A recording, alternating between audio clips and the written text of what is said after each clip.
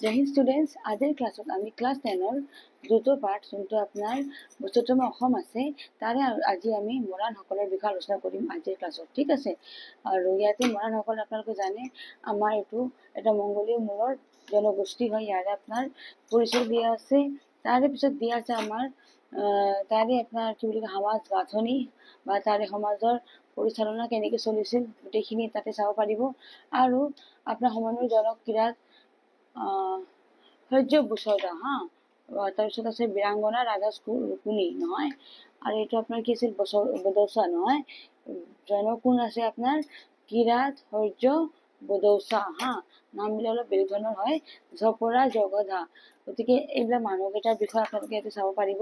মোহন শইকীয়া, তাৰপিছত আছে ৰাঘৱ মৰাণ। অ'কে, আৰু ইয়াৰ পিছত আহি যাব আমাৰ কুৱেশ্যন আনচাৰ। ঠিক আছে, গতিকে আজি ক্লাছত এতিয়া কুৱেশ্যন আনচাৰ মই আৰম্ভণি কৰিম। But before starting my class, welcome to my YouTube channel exam Jyoti and I will start the class.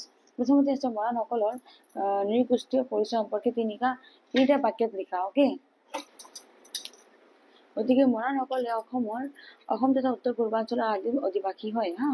অসমৰ এক অতি প্ৰাচীন কিৰাত মংগোলীয় মূলৰ জনগোট হয়, আৰু মৰাণসকলৰ ইতিহাস যুগৰ অন্তিমজন ৰজা হৈছিল কোনো বদৌচা। এইমাত্ৰ তাৰ নাম লৈছিলো মই, তেওঁ হয়। ঠিক আছে, নেক্সট আপোনাৰ কুৱেশ্যন নম্বৰ 2টো আছে অসম আৰু অৰুণাচলৰ কোন কেইখন জিলাত মৰাণসকলৰ বসতি বেছি আছিল।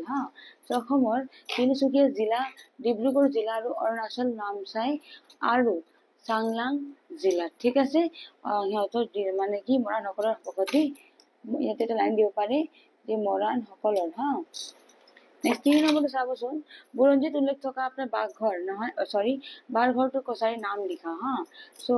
দমোচাই ডিমাচা নহয়, ইনধুজাই আপোনাৰ ভাজাই তাৰপিছত আপোনাৰ আহি যাব বিহদয় বড়ো, জুই লিবা লালুং বা সম্প্ৰতি দিবা, তাৰপিছত বাদু সোণোৱাল সোণোৱাল, তাৰপিছত আছে আপোনাৰ ইনুটো মিনখয় মৰাণ, তাৰপিছত দিউনাই দেউৰী হৈ যাব, ইনটু মেচয় আপোনাৰ মেচ হৈ যাব, কুচুবই হৈ যাব কোচসকল, তাৰপিছত আছে ইনটু গাৰৈ আপোনাৰ গাৰো, ৰাভা কিৰাটয় ৰাভা আৰু বাদু হজয় হাজংগৰ। অ'কে, এইকেইটা হৈছে বাৰঘৰ কছাৰীৰ নাম।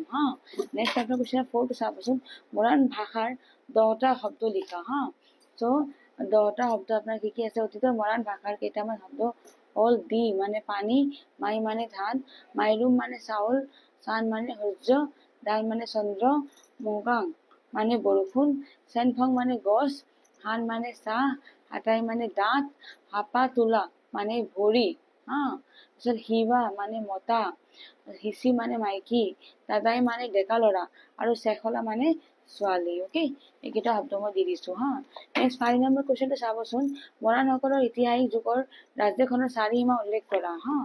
উত্তৰে আপোনাৰ বুঢ়ী দিহিং, দক্ষিণে দিচাং, পূবে আপোনাৰ চফৰাই আৰু পশ্চিমে ব্ৰহ্মপুত্ৰ। অ'কে, এইকেইটা হৈছে আপোনাৰ চাৰিফালে 4টা সীমা। তাৰপিছত কুৱেশ্যন নম্বৰ 6টো আছে মৰাণসকলৰ ইতিহাসিক যুগৰ আপোনাৰ অন্তিম জনা ৰজাৰ নাম লিখিব দিছে। এইটো কি হ'ব, বদৌচা বা বদৌচা সেনেকে লিখিব পাৰি।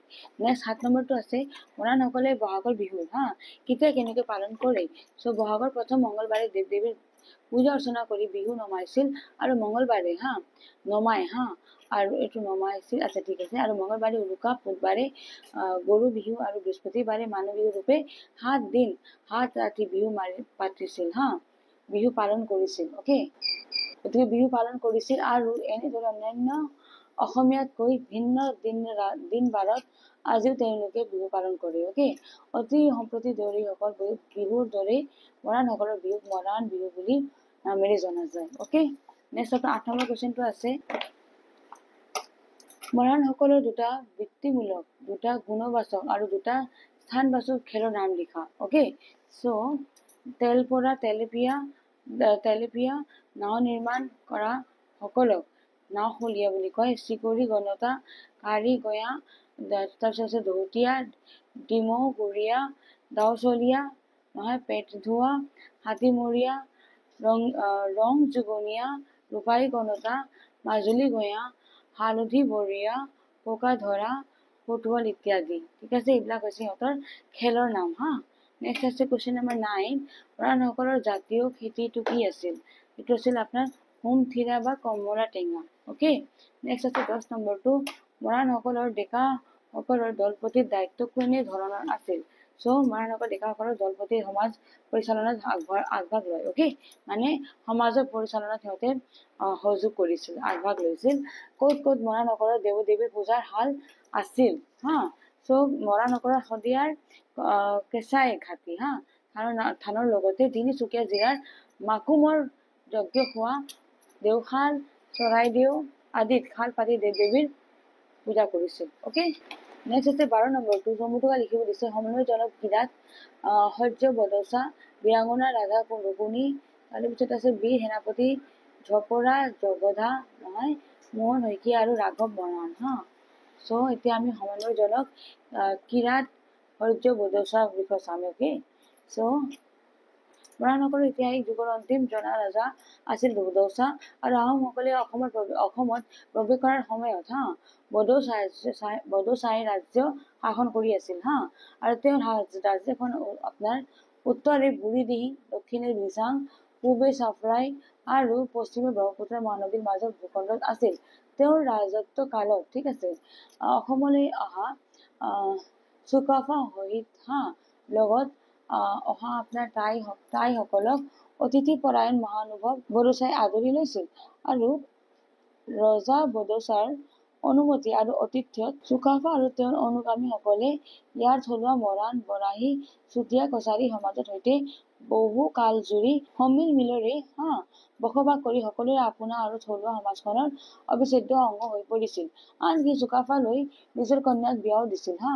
আৰু বৃদ্ধ বয়সত বদৌচাই জোঁৱায়েক আপোনাৰ চুকাফাৰ হাতত মৰাণ ৰাজ্যৰ শাসনভাৰ অৰ্পণ কৰিছিল, আৰু প্ৰবল প্ৰতাপী মৰাণসকলৰ শক্তিশালী ৰজাই ৰাজ্যখনত সম্প্ৰীতি বৰ্তাই ৰাখিবলৈ আহু পুৰুষাৰ্থ কৰিছিল। ঠিক আছে, নেক্সট আছে আপোনাৰ বীৰাংগনা ৰাধা ৰুকুণী। চ' ৰুকুণীৰ বিষয়তে চাম। আহোমৰ শাসনৰ সময়ত হোৱা মোৱামৰীয়া গণ বিপ্লৱ অসমৰ ইতিহাসৰ এক আছিল আহোম ৰজাৰ প্ৰথম গণ অভ্যুত্থান হা। আৰু ইয়াৰ ফলত আহোম ৰাজ্যৰ ৰাজনৈতিক সংগতি বিনষ্ট হয় আৰু আহোম ৰাজত্বৰ দ্ৰুত পতন আৰম্ভণি হয়। আহোম ৰজা লক্ষ্মী সিংহৰ শাসন কালৰ পৰা কমলেশ্বৰ সিংহৰ শাসন কাললৈ ইমান প্ৰায় ৪১ বছৰ কাল ধৰি এই বিদ্ৰোহটো চলিছিল। আৰু এই বিদ্ৰোহত মহিলাও মানে আহোম ৰাজতন্ত্ৰৰ বিৰুদ্ধে অংশগ্ৰহণ কৰিছিল।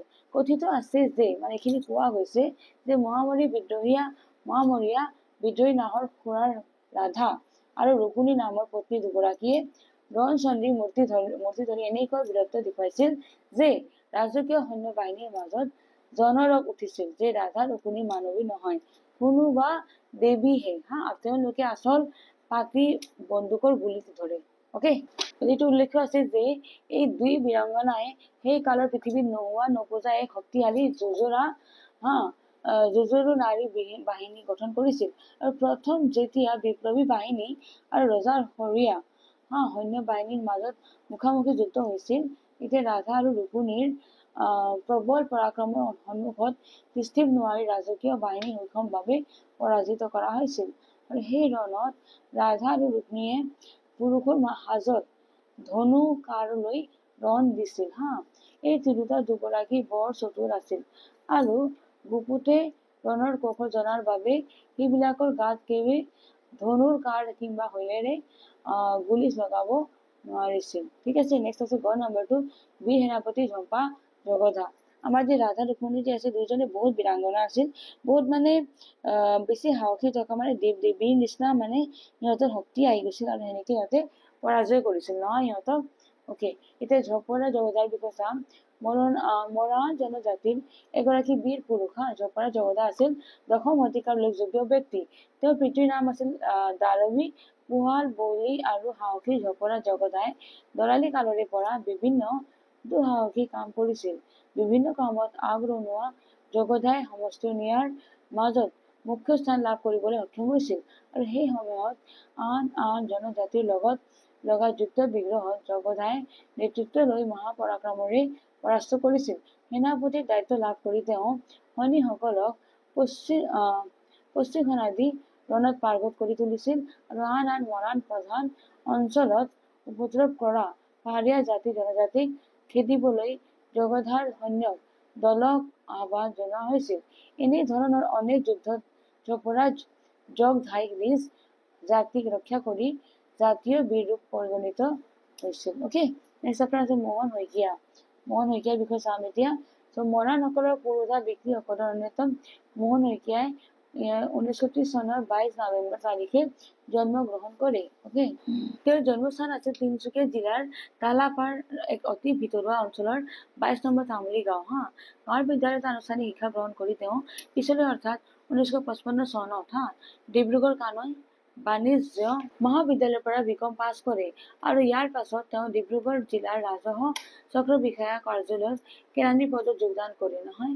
আৰু ইয়াৰ পৰৱৰ্তী সময়ত এই কাম বাদ দি তেওঁ শিক্ষকতা বৃত্তি গ্ৰহণ কৰে আৰু শিক্ষকতাৰ সমান্তৰালভাৱে তেওঁ সামাজিক কাম কাজ কৰি মৰাণ জনগোষ্ঠী সমাজখনলৈ অন্যান্য স্পেলিংটো ভুল আছে, অলপ ঠিক কৰি ল'ব। অ'কে, অন্যান্য বৰঙণি আগবঢ়ায় আৰু 1965 চনত তেওঁ কেইজনমান শিক্ষিত ব্যক্তিক লগত লৈ অসম মৰাণ সভা গঠন কৰে আৰু অসম মৰাণ সভাৰ প্ৰতিষ্ঠাপক সম্পাদক ৰূপে আৰম্ভ কৰি কেইবাটাও কাল কাৰ্যনিৰ্বাহ কৰিছিল আৰু দৃষ্টিকাৰীৰ প্ৰতিবাদ কৰ্কথনা আওকাণ কৰি এই সভাৰ জৰিয়তে তেখেতে সমাজৰ পৰা কানি নিবাৰণ অভিযান আৰম্ভণি কৰিছিল।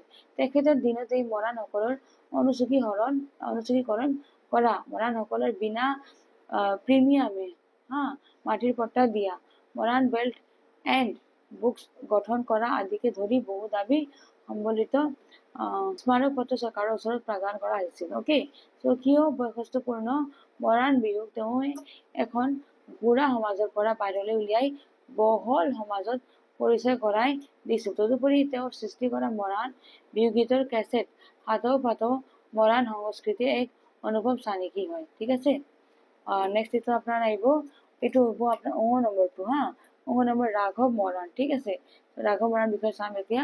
আহোমৰ শাসনৰ সময়ত হোৱা মোৱামৰীয়া গণ বিপ্লৱৰ প্ৰধান নেতাজনৰ নামে আছিল বীৰ ৰাঘৱ মৰাণ আৰু এইজনা বীৰৰ সুদক্ষ নেতৃত্বত সূচনা হৈছিল বিশ্বৰ সৰ্বপ্ৰথম এই সৰ্বাত্মক বিপ্লৱ। উল্লেখ্য যে সাধাৰণ কৃষক সন্তান ৰাঘৱ মৰাণে যুদ্ধ বিদ্যাত অপ্ৰশিক্ষিত সাধাৰণ প্ৰজা বাঁহৰ লাঠি জাঠি ধনুকাঁড় আদি সাধাৰণ অস্ত্ৰৰে আহোমৰ বিৰাট ৰাজকীয় বাহিনীক পৰাস্ত কৰি ৰাজহ শাসন উফৰাই দিয়াৰ লগে নজিৰবিহীন আৰু বিস্ময়কৰ ঘটনা বিশ্বৰ বুৰঞ্জীতে বিৰল হয়। অ'কে, স্বৰ্গদেউ শিৱসিংহৰ দিনৰ পৰা আহোম শাসনৰ স্বৈৰতান্ত্ৰিক ব্যৱস্থাই বৈষ্ণৱপন্থী সাধাৰণ জনতাক অতিষ্ঠ কৰি তুলিছিল। তাৰ পৰিণতিতে গঢ়ি উঠে মোৱামৰীয়া গণ বিদ্ৰোহ। অ'কে, আৰু সৰ্বজন গ্ৰহণীয় এইগৰাকী নেতাৰ বিপ্লৱী বাহিনীক গোটকৈ তৈয়াৰ কৰা যুদ্ধত গেৰিলা কৌশল প্ৰয়োগ, সাংগঠনিক দক্ষতা, যুদ্ধ কুশলতা আছিল অতি নিপুণ। অ'কে, গতিকে আজিৰ ক্লাছৰ এইটো লাষ্ট কুৱেশ্যন আছিল, যোনটো মই ইয়াতে ফিনিছ কৰিলোঁ। যদি আপোনালোকে ভিডিঅ'টো ভাল পাইছে, লাইক বাটন প্ৰেছ কৰিব আৰু ছাবস্ক্ৰাইব কৰা নাই চেনেলটো আমাৰ exam Jyoti, please subscribe it and please share my videos. Thanks for ৱাচিং। জয় হিন্দ।